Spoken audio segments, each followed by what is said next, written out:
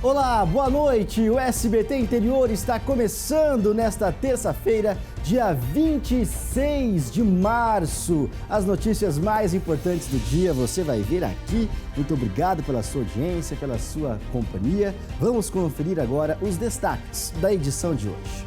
Os casos de exploração sexual infantil na internet atingiram o pior índice em 2023. Você vai ver quais são os cuidados para proteger as crianças. A Polícia Federal deflagrou hoje uma operação para apurar a prática dos crimes de descaminho e falsidade ideológica. Mandados foram cumpridos em Presidente Prudente. Levantamento feito pelo Sebrae revelou que houve aumento de novas MEIs abertas em toda a região. Estas e outras notícias você confere a partir de agora. O SBT Interior está no ar.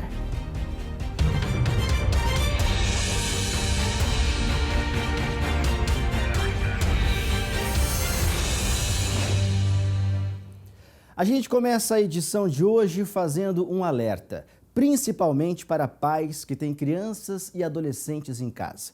A exploração sexual infantil na internet atingiu o maior nível de ocorrências em 2023. Mas com cuidados simples, os responsáveis podem garantir que as crianças estejam protegidas. A Elisângela é digital influencer e empreendedora. Ela cria conteúdos nas redes sociais e foi vítima de stalkers.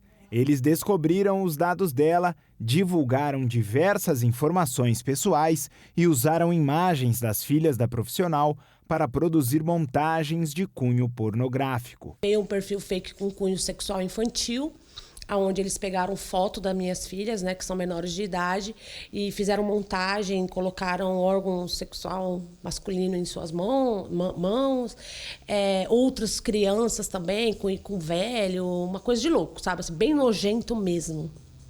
Depois criaram um outro perfil fake com corpos mutilados, cabeças estouradas, sabe? Assim, bem ruim essas imagens. Faziam montagem também. Nessas fotos de corpos mutilados, eles cortavam a cabeça, colocavam a cabeça das minhas filhas, colocavam a minha cabeça. A influencer procurou a ajuda de uma hacker ética. Juntas, elas tentaram descobrir quem eram as pessoas que usavam os perfis fakes e reuniram informações para levar até a polícia. Tudo que eu coletei foi passado para a vítima mesmo, para a Elisa, e para a advogada dela para fazer o anexo no processo. Pesquisei pelo padrão de escrita, de colagens nas imagens, o padrão de perfis também que ele criava, e aí eu consegui chegar ao autor dos ataques. As denúncias foram feitas na Delegacia da Mulher. Ao contrário do que se pensa, a internet não é uma terra sem lei. E a Polícia Civil fez um trabalho de investigação minucioso para chegar aos autores dos ataques e recolher provas para encaminhar ao Ministério Público. Leva-se um tempo até as empresas, seja de conexão de provedor de conexão de internet, ou seja, as próprias redes sociais ou empresas de telecomunicações, informar esses dados, dar o cumprimento na decisão do juiz, e ao final da investigação formal conseguimos apontar 4 autores, sendo um residente no estado de São Paulo e outros 3 em 3 unidades da federação, 3 unidades distintas da federação.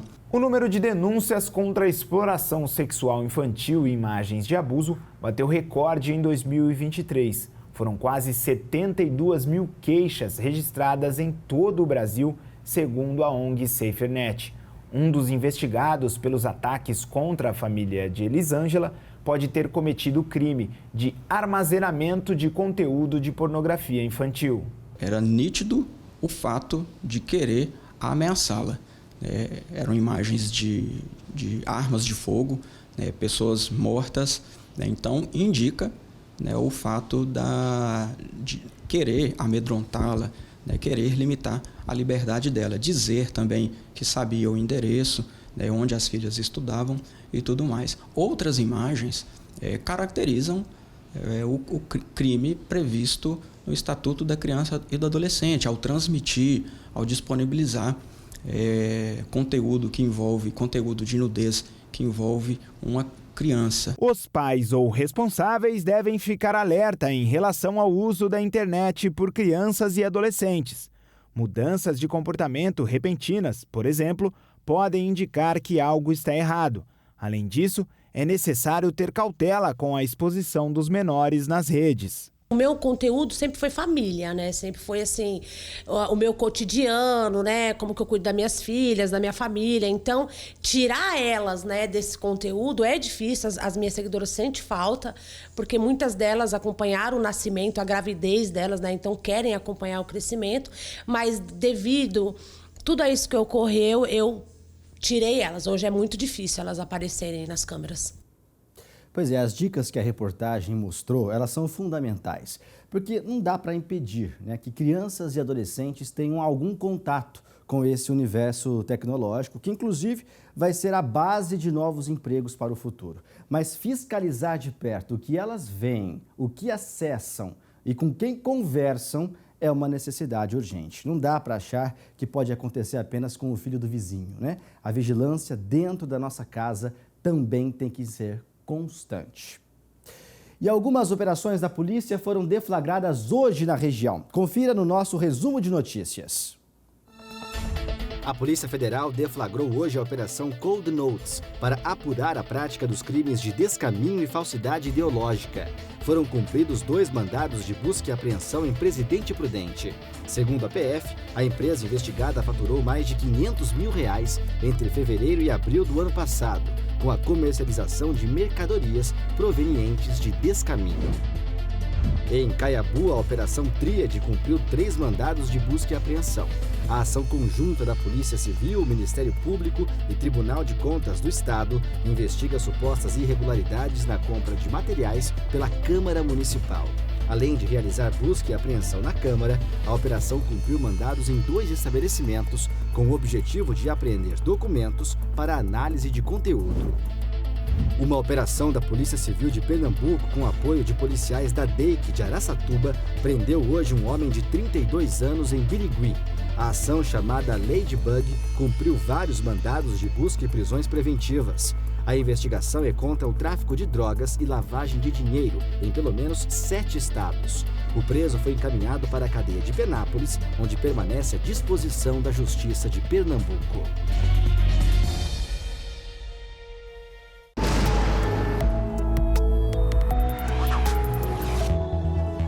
E a quarta-feira deve ser de tempo nublado e pancadas de chuva em pontos isolados da nossa região. As temperaturas devem cair um pouco em relação a hoje. Amanhã, em algumas cidades, as mínimas já ficam abaixo dos 20 graus. Mas essa tendência deve mudar até o fim de semana, quando os termômetros voltam a ficar acima dos 30.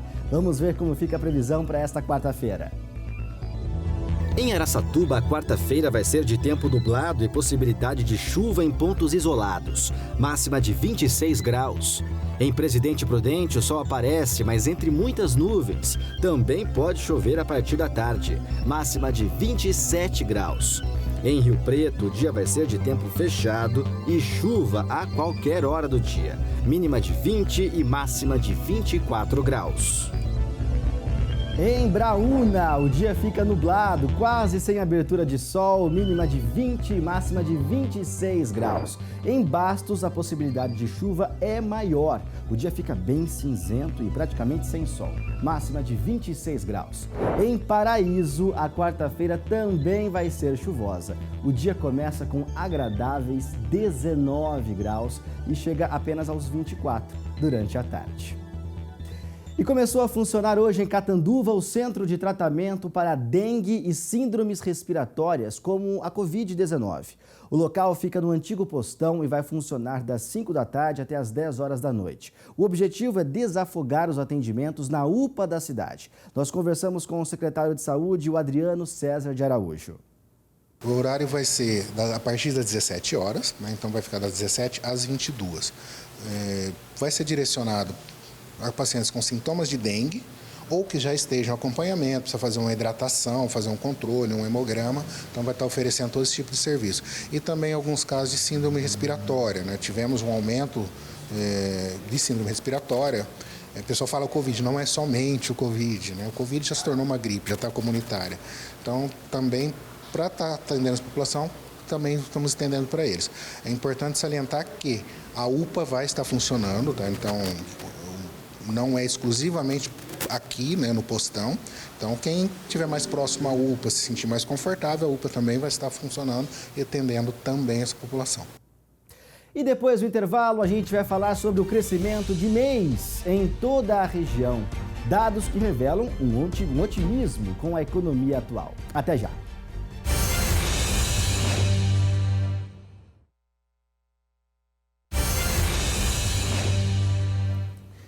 Um levantamento feito pelo Sebrae revelou que houve aumento de novas MEIs abertas na região. Por outro lado, a quantidade de micro e pequenas empresas diminuiu. É no papel que a Karina começa a imaginar as peças de biquínis e maiôs plus size. No ano passado, ela e a mãe se tornaram microempreendedoras. Com o sucesso nas vendas, elas estão montando uma loja física. E o sonho é continuar crescendo. A gente vende hoje pelo Instagram e WhatsApp.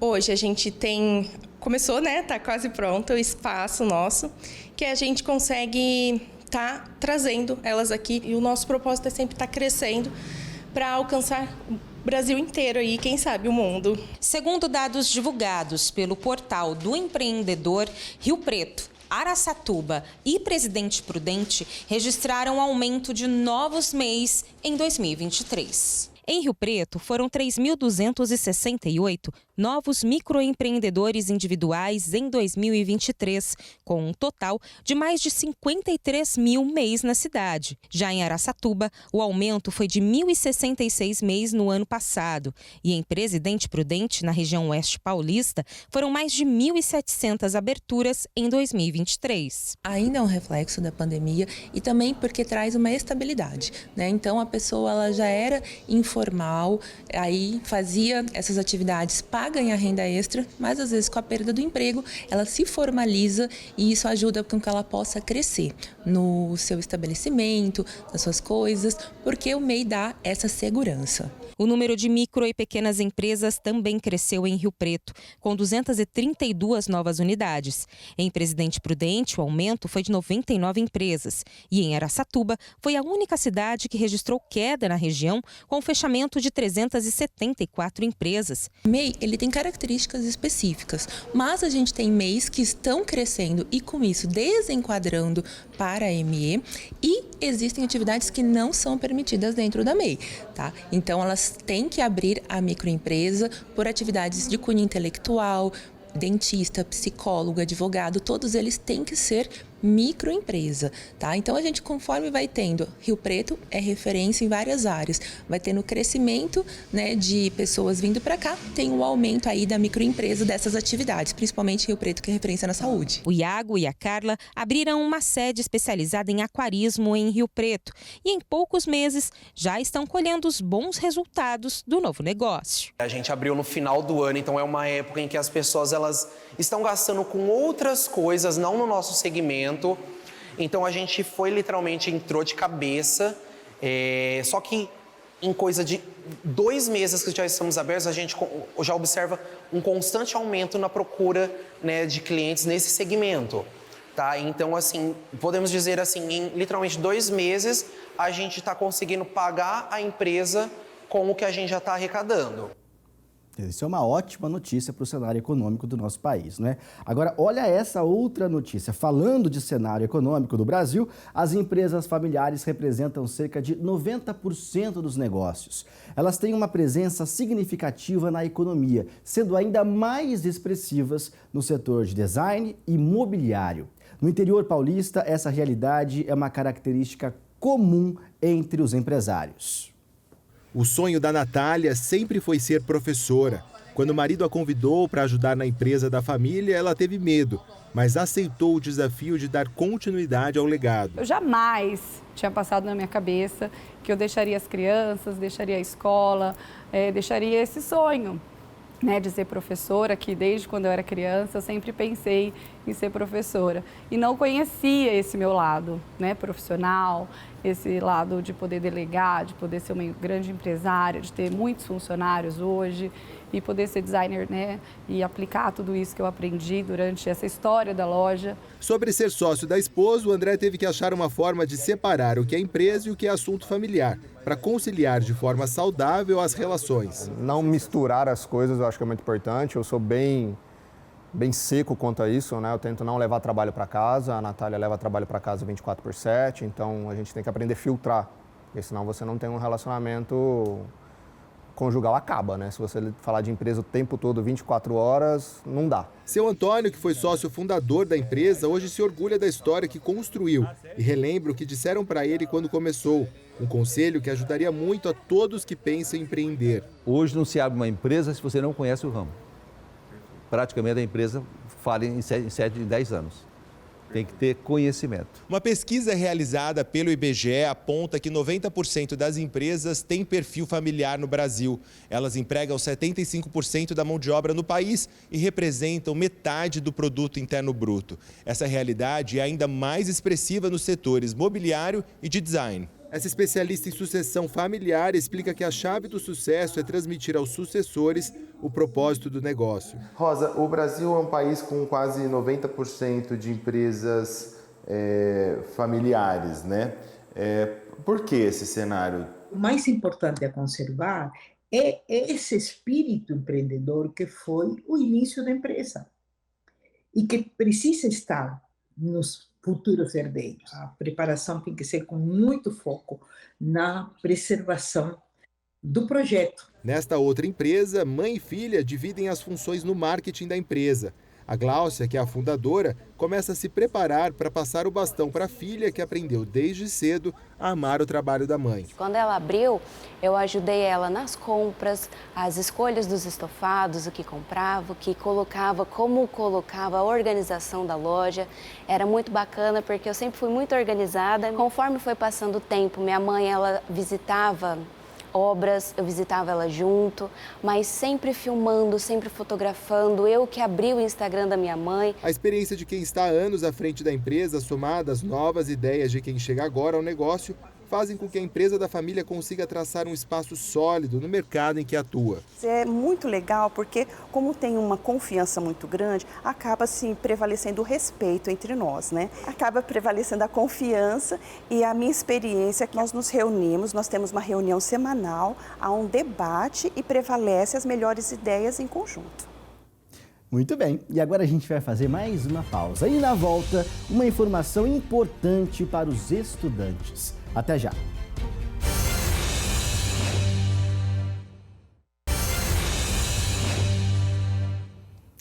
A primeira parcela do programa Pé de Meia, no valor de R$ 200, começou a ser paga hoje para estudantes nascidos em janeiro e fevereiro. O incentivo referente à matrícula será depositado até o dia 7 de abril, conforme o mês de nascimento do estudante. Esse programa Pé de Meia foi instituído pela Lei Federal 14.818, agora de 2024, e quem é o beneficiário, né? São os estudantes do ensino médio. Então, todos os estudantes matriculados em escola pública, matriculados no ensino médio, e que são de famílias que estão no cadastro único, ou seja, são de famílias beneficiadas pelo programa Bolsa Família, automaticamente esses estudantes entre 14 e 24 anos têm direito e já têm essa poupança digital. Esses estudantes, conforme o regulamento previsto no programa Pé de Meia, receberão então 10 parcelas de R$ 200, conforme frequência escolar e assiduidade na escola e a aprovação do estudante. Se ele for aprovado nesse primeiro ano, ele perfaz o direito a mais R$ 1.000 de bônus. Se pensarmos em toda a jornada do estudante de 3 anos completos, pode receber até R$ 9.000. Com a inscrição no Enem, ele tem um total de até R$ 9.200 a receber. Para quem tem mais de 18 anos, já se encontram liberadas essas parcelas para livre movimentação. Toda a informação ele pode consultar no aplicativo Jornada do Estudante ou pelo Caixa Tem. E foi lançado hoje, no gabinete do prefeito Edinho Araújo, em Rio Preto, a terceira edição do Tech Summit. um dos maiores eventos tecnológicos do interior paulista. O evento, que será realizado nos dias 7 e 8 de agosto, no Complexo Swift, em Rio Preto, tem 6 palestrantes confirmados. Entre eles, o apresentador e roteirista Marcelo Taz e o geofísico e youtuber Sérgio Sacani. A gente procurou ter uma diversidade de palestrantes. Em eventos anteriores, focava-se muito em tecnologia pura, desenvolvimento de software, existia esse viés. Hoje, como a tecnologia está transversal aos negócios, a gente tem que pensar em realmente palestrantes que possam ser um pouco mais generalistas em tecnologia e inovação, porque isso vai atender a demanda das empresas como um todo. Todas as empresas dependem de tecnologia. Considerado um dos maiores eventos de tecnologia do interior paulista, o tema deste ano é o assunto do momento: inteligência artificial e seus impactos nos negócios. Por incrível que pareça, é um assunto que suscita muita dúvida, né? Todo mundo ouve inteligência artificial, mas sempre tem aquela dúvida: como é que eu aplico isso diretamente no meu negócio? Então o evento com certeza vai tirar muitas dúvidas nesse sentido das pessoas. A terceira edição do Tech Summit é organizada pela APET, Associação dos Profissionais e Empresas de Tecnologia da Informação, com o apoio da Prefeitura Municipal e entidades de Rio Preto, e contará com feira de negócios, seminários, painéis de debates e workshops, com diversos especialistas do segmento. Nós temos todo um potencial já demonstrado pelas empresas da área, e esse é um emprego novo. É a inovação. E a inovação, ela é infinita. Você está sempre com novas ideias, tá certo? E, sem sombra de dúvida, Rio Preto vai continuar sendo destaque nesse setor também, ao lado da saúde, ao lado da educação, ao lado do comércio. Eu digo sempre e repito, Rio Preto tem uma economia diversificada e o setor de tecnologia é uma destas áreas que nos dá muito orgulho. E o SBT Interior fica por aqui. Na sequência, as notícias do Brasil e do mundo no SBT Brasil com o César Filho. Eu te espero amanhã. Muito obrigado pela sua audiência, pela sua companhia e uma ótima noite para você.